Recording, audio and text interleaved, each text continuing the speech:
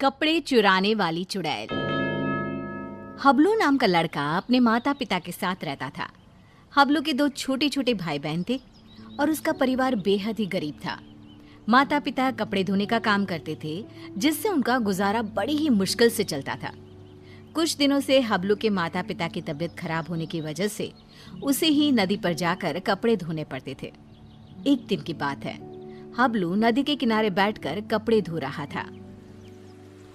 ये जिंदगी भी कोई जिंदगी है, लोगों के कपड़े धोना। अगर कपड़े अच्छे से ना धुले तो लोग कितना सुनाते हैं और ऊपर से उल्टा पैसे भी नहीं देते।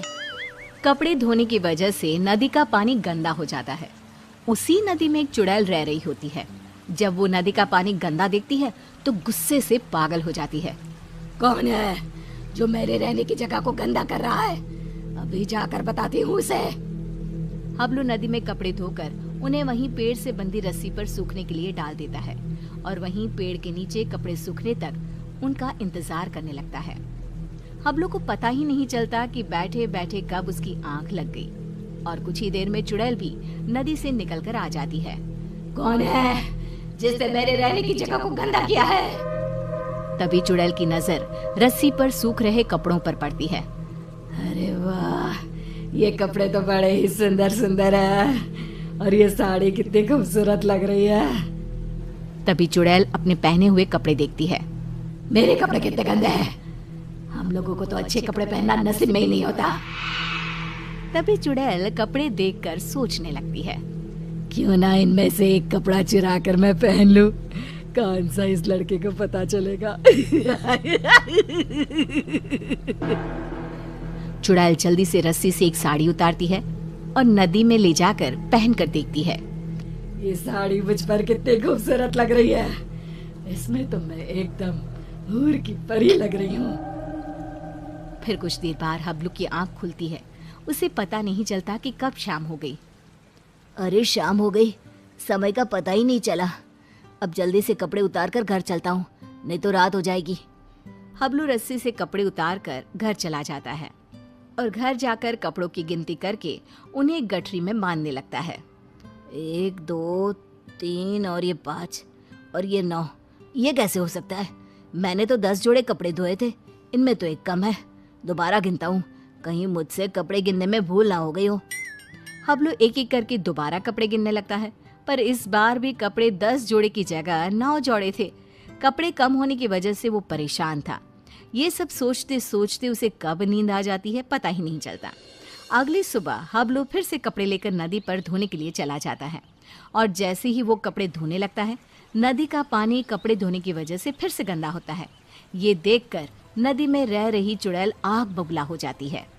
ये लोग मुझे चैन से रहने भी नहीं देते। आज फिर ये लड़का कपड़े धोकर मेरी रहने की जगह गंदा कर रहा है। आज मैं ऐसा सबक सिखाऊंगी कि ये कपड़े यहाँ धोना ही भूल जाएगा। हबलू के कपड़े धोने के बाद वो उन्हें पेड़ से बंधी रस्सी पर सूखने के लिए डाल देता है।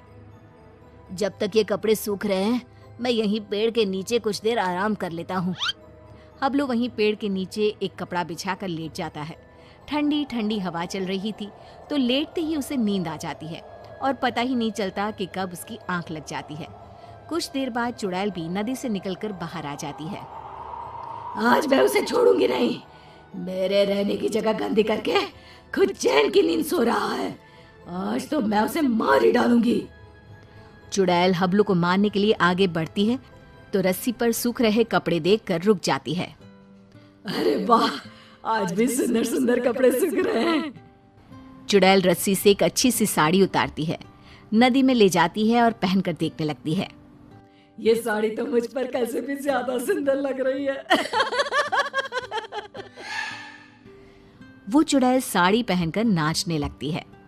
मेरा पिया घर आया ओ राम जी, मेरा पिया घर आया ओ राम जी।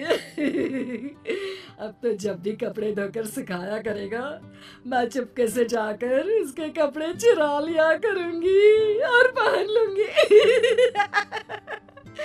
उस लड़के को पता भी नहीं चलेगा कि उसके कपड़े कौन चुरा कर ले जाता है। और अगले दिन नदी का गंदा पानी देखकर चुड़ैल फिर से बाहर आती है और फिर से देखती है। ये लड़का आज भी कपड़े सुखाकर सो रहा है। इस तरह से चुड़ैल हर रोज चुपके से जाती, एक अच्छा सा कपड़ा उठाती, नदी में ले जाती, पहनकर देखती और खुश होती। जब हबलू सोकर उठता तो वो एक जोड़ी कपड़े गायब पाता। कपड़े चोरी होने की वजह से हबलू बहुत ज्यादा परेशान हो जाता है। समझ में नहीं आ रहा कि मेरे कपड़े कौन चुरा कर ले जाता है। अगले दिन हमेशा की तरह वो कपड़े धोता है और उन्हें पेड़ से बंधी रस्सी पर सूखने के लिए डाल देता है और पेड़ के नीचे कपड़ा बिछाकर लेट जाता है। सोचने लगता है कि आखिर कौन है जो मेरे कपड़े चुरा रहा है और मुझे पता भी नहीं चलता। ये सब सोचते हुए हबलू को नींद आ जाती है। गंदा पानी देखकर चुड़ैल बाहर आती है और ध्यान से सभी कपड़ों को देखने लगती है। तभी उसे एक लाल रंग का सुंदर सा लहंगा पसंद आता है और वो उसे अपने ऊपर लगाकर देखने लगती है। ये लहंगा तो बहुत ही सुंदर है। इसे पहनकर तो मैं रानी लगूंगी, रानी। इस लहंगे को पहनकर अपनी चुड़ैल सहेलियों को जाकर दिखाऊंगी। जब वो मुझे इस लाल लहंगे में देखेंगी तो मुझसे जल बुझ जाएंगी। इससे पहले कि ये लड़का सोकर उठे, मुझे ये लहंगा चुराकर नदी में ले जाना चाहिए। फिर वो चुड़ैल वो लाल लहंगा उतारती है और तभी हबलू की आंख खुल जाती है। वो चुड़ैल को देखकर डर जाता है और फिर से वापस अपनी आंखें बंद कर लेता है। बाप रे, ये तो चुड़ैल है। अच्छा, तो यही हर रोज मेरे कपड़े चुरा कर ले जाती है और मुझे पता भी नहीं चलता। फिर वो जैसे ही लहंगा नदी में ले जाने लगती है। अरे, ये लहंगा लेकर कहाँ जा रही है? ये लहंगा तो जमींदार की पत्नी का है। अगर मैंने उसे लहंगा नहीं लौटाया तो वो मुझे जमीन में जिंदा ही गड़वा देगा। नहीं, वो लहंगा मुझे चुड़ैल से वापस लेना ही होगा। पर कैसे, समझ में नहीं आ रहा। वो लहंगा मैं चुड़ैल से लूं तो कैसे लूं? हबलू बाकी के कपड़े उठाकर घर ले जाता है और रात को लेटा हुआ चुड़ैल से पीछा छुड़ाने की सोचता रहता है। तभी उसके दिमाग में एक तरकीब आती है। हाँ, ये ठीक रहेगा। इससे चुड़ैल कपड़े भी नहीं चुराएगी और हमेशा के लिए वहां से चली भी जाएगी। फिर जैसे ही सुबह होती है, हबलू हमेशा की तरह कपड़े धोकर रस्सी पर सूखने के लिए डाल देता है और पेड़ के नीचे जाकर सोने का नाटक करने लगता है। लगता है आज फिर इस लड़के ने कपड़े धोए हैं। चुड़ैल नदी से निकलकर बाहर आती है तो देखती है कि रस्सी पर केवल आज दुपट्टे ही दुपट्टे सूख रहे हैं। ये क्या, आज सिर्फ दुपट्टा? कोई बात नहीं, आज मैं इसे ही ओढ़ लेती हूँ। जैसे ही चुड़ैल रस्सी से दुपट्टा उतारकर उड़ती है, उसके पूरे शरीर पर खुजली होने लगती है। मर गई रे, ये मुझे खुजली क्यों हो रही है? अरे कोई तो कुछ तो करो। हबलू आंखें बंद करके सब कुछ देख रहा होता है। अब आएगा मजा। बड़ा रोज कपड़े चोरी करके पहनती थी, अब पहन कर देख कपड़े। आज इस चुड़ैल को पता चलेगा कपड़े चोरी करके पहनने का नतीजा।